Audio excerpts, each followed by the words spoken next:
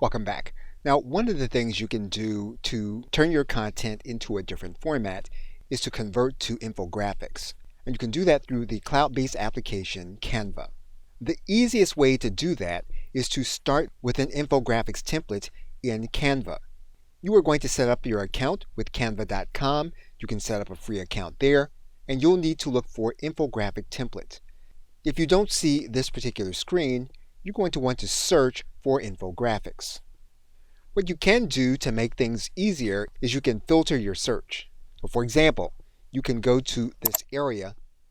You can choose the individual color that you want. You can choose the language that you want. What you can also do is you can browse for a specific topic.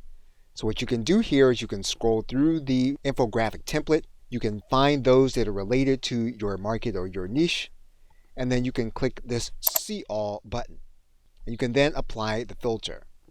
You can then choose one of the templates to begin working with in order to convert your content.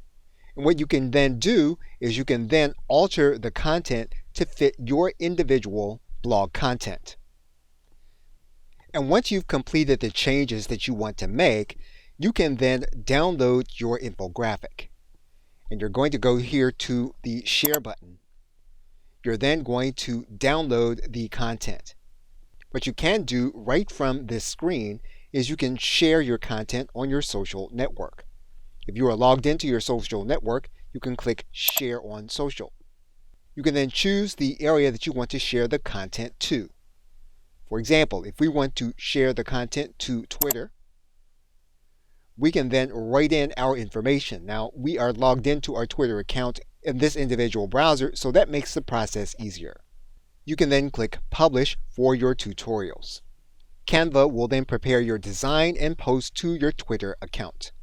And you can then post your infographic any place where you can gain attention on a platform with a visual set of content instead of your written content. Okay, so with that, thanks, and I will see you in another video.